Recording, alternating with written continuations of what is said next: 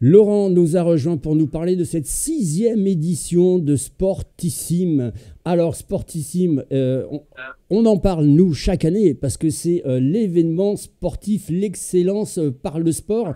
Euh, Raconte-nous un petit peu cette histoire, toi qui es président de la commission sport du Cercle Mozart. Déjà peut-être un petit point sur le Cercle Mozart si des gens ne connaissent pas parce que c'est important.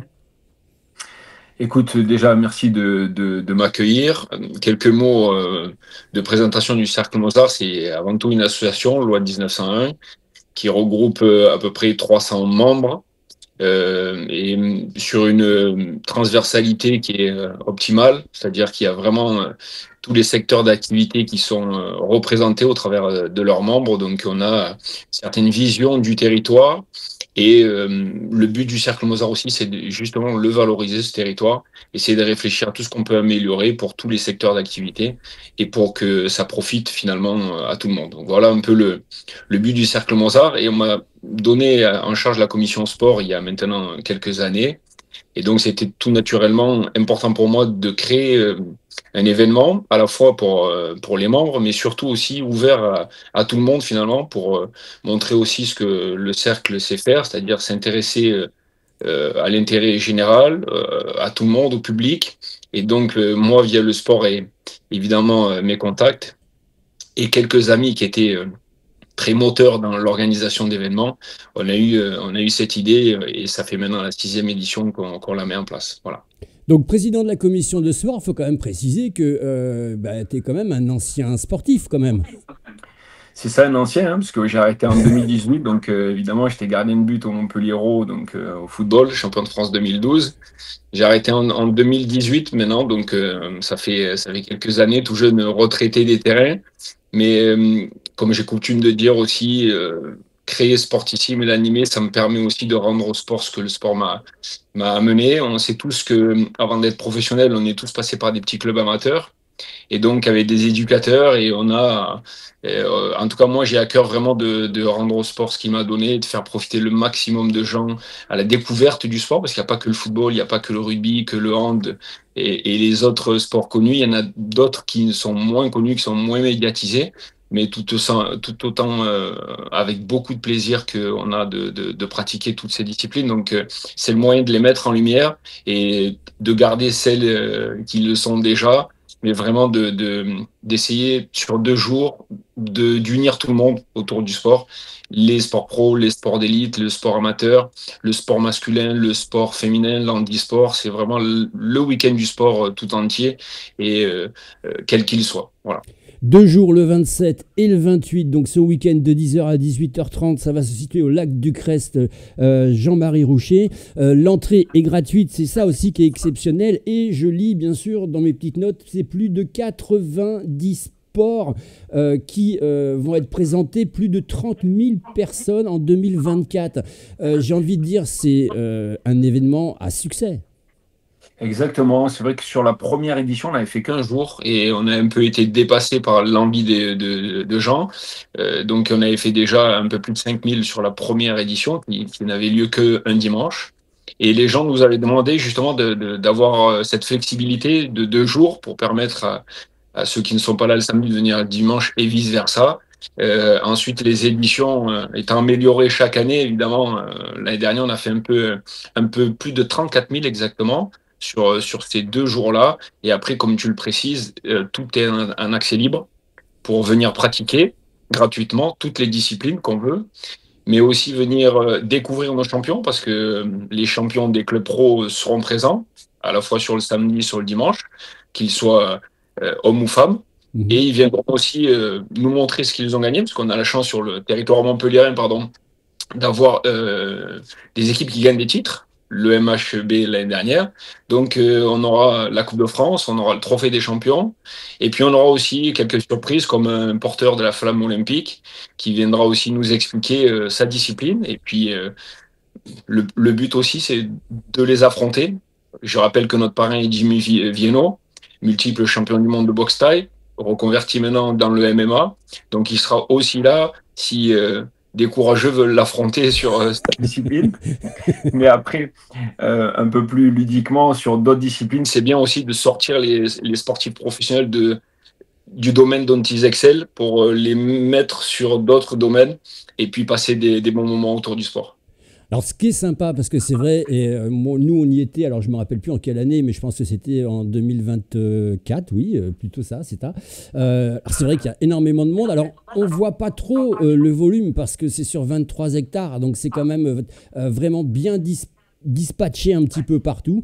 Là aussi, ce qu'il faut souligner, c'est que, comme tu l'as dit, il y a des grands sportifs qui vont être ici, et encore une fois, on est sur de l'accessibilité, sur du partage, sur le fait que tout le monde va pouvoir se mélanger, à la fois sportif très connu, avec des séances de dédicaces, et puis à la fois le monsieur lambda qui va partir à la découverte de sports. Alors je l'ai dit, 90 sports représentés, c'est énormissime. Est-ce qu'il y a des sports, on a connu avec les JO, une évolution dans le domaine sportif, je pense au ping-pong ou au rugby, pourquoi pas. Est-ce qu'il y a des sports émergents qui vont être présentés?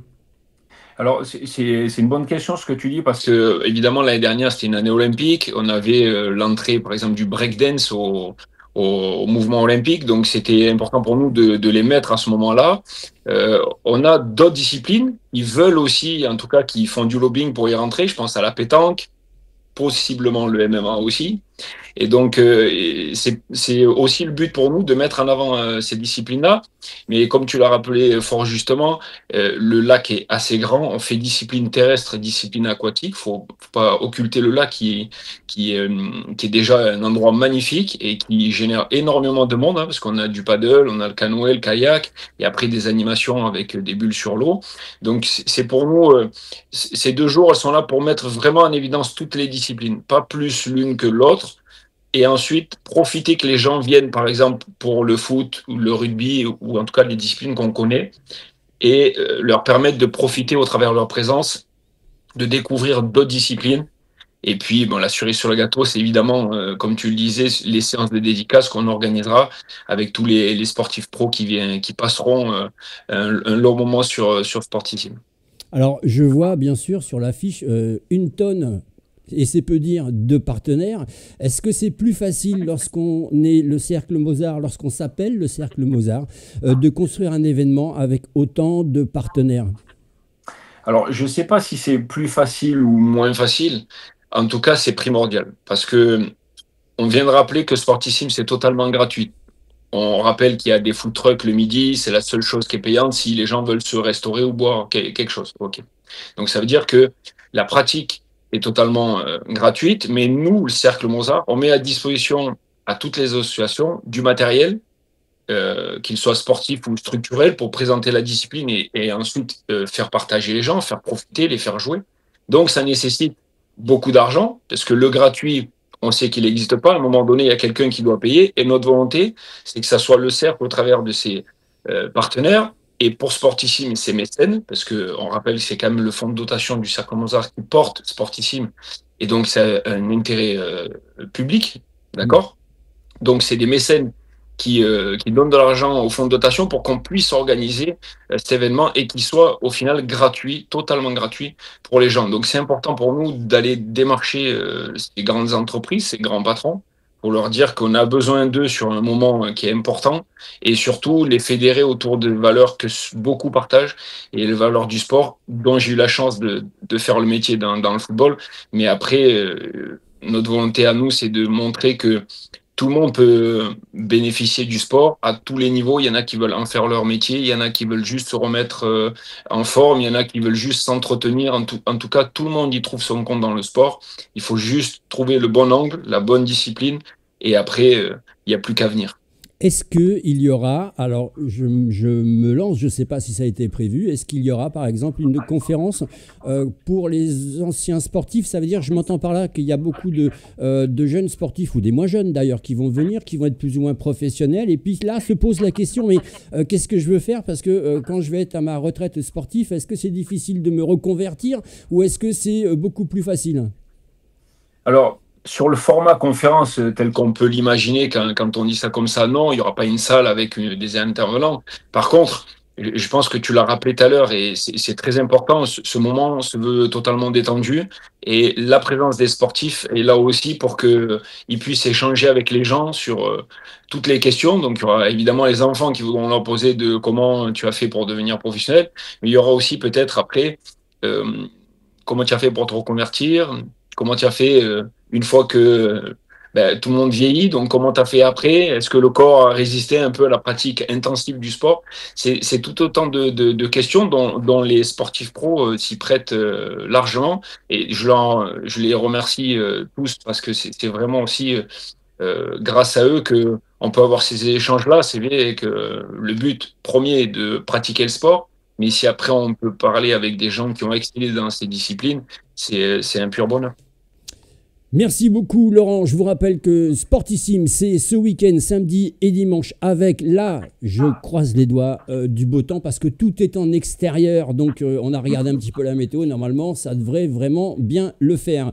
Le Ça rendez-vous, ira. voilà, le rendez-vous vous est bien sûr donné pour cette 6e édition Sportissime au lac du Cresse. Merci beaucoup Laurent. Je vous rappelle que vous pouvez faire gagner un reportage de télévisuel avec une équipe de télé qui viendra directement sur place le samedi ou le dimanche. Il vous suffit de voter le chiffre en haut à droite qui vient de s'afficher, c'est le chiffre 3. Merci Laurent. Merci à vous. Votez surtout aussi pour Sportissime, qu'on puisse vous retrouver samedi et dimanche pour un beau reportage. Et on essaiera de bien retranscrire ça du mieux possible et pratiquer tous ensemble. Merci beaucoup. Merci.